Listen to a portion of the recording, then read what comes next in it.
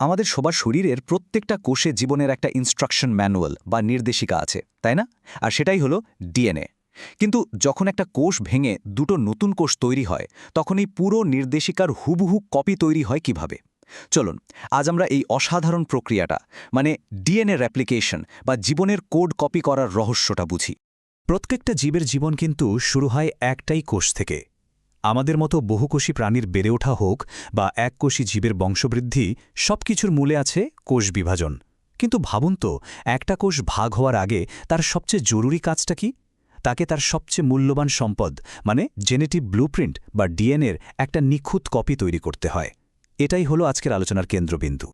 তো এই DNA replication জিনিসটা আসলে কি? সহজ কথায় বলতে গেলে এটা হলো সেই অবাক করা জৈবিক প্রক্রিয়া যার মাধ্যমে একটা ডিএনএ ডাবল হেলিক্স অণু থেকে হুবহু একই রকম আরও দুটো অণু তৈরি হয়।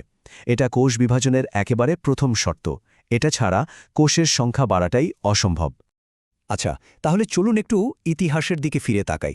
১৯৫৩ সাল ওয়াটসন আর ক্রিক যখন প্রথম ডিএনএর ডাবল হেলিক্স মডেলটা সবার সামনে আনলেন, তখন কিন্তু জীববিজ্ঞানের জগতে একটা বিশাল রহস্যও তৈরি হলো। গঠনটা তো বোঝা গেল, একটা প্যাঁচানো সিঁড়ির মতো। কিন্তু আসল প্রশ্নটা ছিল, এই জিনিসটা নিজেকে কপি করে কিভাবে? এটাই ছিল তখনকার বিজ্ঞানীদের জন্য সবচেয়ে বড় চ্যালেঞ্জ। আর এই রহস্যটা সমাধান করতে গিয়ে মূলত ৩টে থিওরি বা ধারণা সামনে এলো। তাহলে চলুন এক এক করে দেখে নেওয়া যাক কী ছিল সেই ৩টে সম্ভাব্য পদ্ধতি যা দিয়ে বিজ্ঞানীরা ডিএনএ কপি হওয়ার প্রক্রিয়াটা ব্যাখ্যা করার চেষ্টা করছিলেন। প্রথমটা হলো কনজারভেটিভ বা সংরক্ষণশীল পদ্ধতি। মানে এই থিওরি বলছিল যে মূল ডিএনএ অণুটা একদম অক্ষত থাকবে, আর সেটাকে টেমপ্লেট হিসেবে ব্যবহার করে একেবারে ব্র্যান্ড নিউ একটা ডিএনএ অণু তৈরি হবে। সোজা কথায়, একটা পুরোপুরি পুরনো আর একটা পুরোপুরি নতুন। এরপরে আসল দ্বিতীয়টা, আর এটাই ছিল সবচেয়ে ইন্টারেস্টিং। এটাকে বলা হয় সেমি কনজারভেটিভ বা অর্ধ সংরক্ষণশীল পদ্ধতি।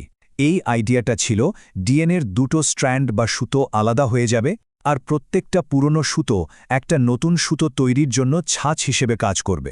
ফলে যে দুটো নতুন ডিএনএ তৈরি হবে তার প্রত্যেকটাতে একটা পুরনো আর একটা নতুন স্ট্র্যান্ড থাকবে। আর শেষে ছিল ৩ নম্বর থিওরিটা, ডিসপারসিভ বা বিচ্ছুরণশীল পদ্ধতি।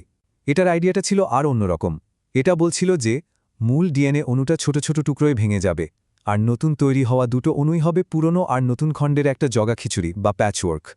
দেখুন, টাইমলাইনটা কিন্তু খুব ইন্টারেস্টিং। ১৯৫৩তে ডিএনএর গঠন আবিষ্কার হলো, আর তার ঠিক ৫ বছরের মাথায় ১৯৫৮ সালেই একটা অসাধারণ পরীক্ষা দিয়ে পুরো বিতর্কের অবসান ঘটানো হলো। মাত্র ৫ বছর। তো কোন সেই পরীক্ষা যা এই বড় রহস্যের সমাধান করে দিল? হ্যাঁ, ম্যাথিউ মেসেলসন আর ফ্র্যাঙ্কলিন স্টাইহাল নামে দুজন বিজ্ঞানী একটা দুর্দান্ত পরীক্ষা করেছিলেন, যেটা একেবারে পরিষ্কার করে দেয় যে কোন পদ্ধতিটা আসলে ঠিক। চলুন দেখি পরীক্ষাটা ঠিক কিভাবে কাজ করেছিল। ওরা প্রথমে ইকোলাই ব্যাকটেরিয়াকে একটা বিশেষ মিডিয়ামে বড় করলেন, যেখানে ছিল ভারী নাইট্রোজেন, মানে 15N আইসোটোপ। ফলে কি হলো, ব্যাকটেরিয়ার ডিএনএটাও ভারী হয়ে গেল। এরপর ওরা ওই ব্যাকটেরিয়াগুলোকে একটা সাধারণ হালকা নাইট্রোজেন 14N দেওয়া মিডিয়ামে রেখে দিলেন, আর ঠিক একবার ভাগ হতে দিলেন, ব্যাস। এরপরে শুধু নতুন ডিএনএর ঘনত্ব বা ডেনসিটি মেপে দেখার পালা। আর রেজাল্ট এক কথায় অসাধারণ। দেখা গেল নতুন ডিএনএর ঘনত্বটা ভারী আর হালকা নাইট্রোজেনের ঠিক মাঝামাঝি। এর থেকে একদম জলের মতো পরিষ্কার হয়ে গেল যে ডিএনএ রেপ্লিকেশন সেমি কনজারভেটিভ পদ্ধতিতেই হয়। ব্যাস, রহস্যের সমাধান। বেশ, তাহলে তো আমরা জেনেই গেলাম যে পদ্ধতিটা সেমি কনজারভেটিভ।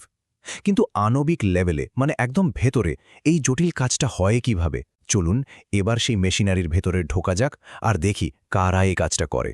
পুরো ব্যাপারটা না একটা দক্ষ কনস্ট্রাকশন টিমের কাজের মতো। এখানে দেখুন, এসএসবিপি প্রোটিন হলো স্টেবিলাইজার। ওরা আলাদা হয়ে যাওয়া স্ট্র্যান্ড দুটোকে আবার জুড়ে যেতে দেয় না। ডিএনএ গাইরেজ হলো সেই কর্মী যে জট ছাড়ায়। প্রাইমেজ কাজটা শুরু করে দেয়, মানে ও হলো ইনিশিয়েটর। আর আসল কারিগর হলো ডিএনএ পলিমেরেজ, যে নতুন ইট মানে নিউক্লিওটাইড জুড়ে জুড়ে দেয়াল তোলে। আর সবশেষে আসে ডিএনএ লাইগেজ, যার কাজ হলো আঠার মতো সব ফাঁকফোকর বন্ধ করে দেওয়া। কাজটা শুরু হয় একটা বিশেষ জায়গা থেকে, যাকে বলে অরিজিন অফ রেপ্লিকেশন। ঠিক এখানেই ডিএনএর প্যাচটা খুলতে শুরু করে আর একটা ওয়াই শেপের কাটার মতো গঠন তৈরি হয়। একেই বলে রেপ্লিকেশন ফর্ক। আসল খেলাটা এখানেই শুরু হয়। এরপর আসে আসল নির্মাণের পালা, মানে ইলংগেশন ফেজ। আমাদের প্রধান কারিগর ডিএনএ পলিমারেজ এবার কাজে নামে। ও প্রত্যেকটা পুরনো স্ট্র্যান্ডকে একটা ছাঁচ বা টেমপ্লেট হিসেবে ব্যবহার করে এগিয়ে যায়, আর পুরনো স্ট্র্যান্ডের কোড অনুযায়ী সঠিক নতুন নিউক্লিওটাইডগুলো পরপর বসিয়ে একটা ব্র্যান্ড নিউ স্ট্র্যান্ড তৈরি করে ফেলে। কিন্তু এখানে একটা ছোট্ট টুইস্ট আছে। ডিএনএ পলিমেরেজ কিন্তু শুধু একদিকেই কাজ করতে পারে, মানে 5 প্রাইম থেকে 3 প্রাইম দিকে। এর ফলে কি হয়, একটা স্ট্র্যান্ড, যেটাকে আমরা বলি লিডিং স্ট্র্যান্ড, সেটা তো সোজাসুজি একটানা তৈরি হয়ে যায়। কিন্তু অন্য স্ট্র্যান্ডটা, মানে ল্যাগিং স্ট্র্যান্ড, সেটাকে উল্টো দিকে ছোট ছোট টুকরো করে বানাতে হয়। এই যে ল্যাগিং স্ট্র্যান্ডে ছোট ছোট খণ্ড বা টুকরো তৈরি হচ্ছে, এগুলোকেই বলে ওকাজাকি ফ্র্যাগমেন্টস। বিজ্ঞানী রেইজি ওকাজাকির নামে এর নামকরণ করা হয়েছে। ব্যাপারটা অনেকটা এরকম যেন একটা রাস্তা একটানা তৈরি না করে ছোট ছোট সেকশনে ভাগ করে তৈরি করা হচ্ছে। আর সব শেষে আসে ফিনিশিং টাচ।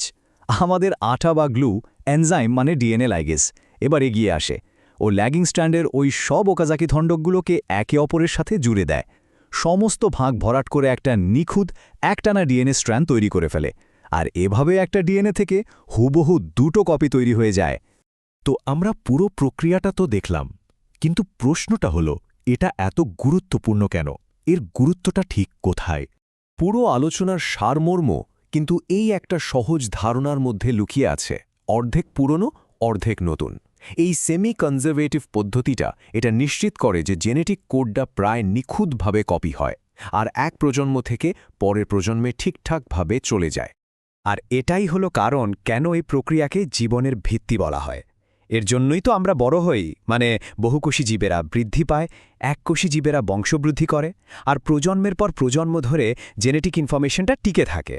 আর হ্যাঁ, যারা নিট বা এই ধরনের পরীক্ষার জন্য তৈরি হচ্ছেন, তাদের জন্য তো এই টপিকটা বোঝা ভীষণ ভীষণ জরুরি। জীবনের কোড কপি করার এই অসাধারণ প্রক্রিয়াটা তো আমরা দেখলাম, কিন্তু সবশেষে একটা প্রশ্ন, এই যে কপিটা তৈরি হলো, এটা কি প্রতিবার একদম 100% নিখুঁত হয়?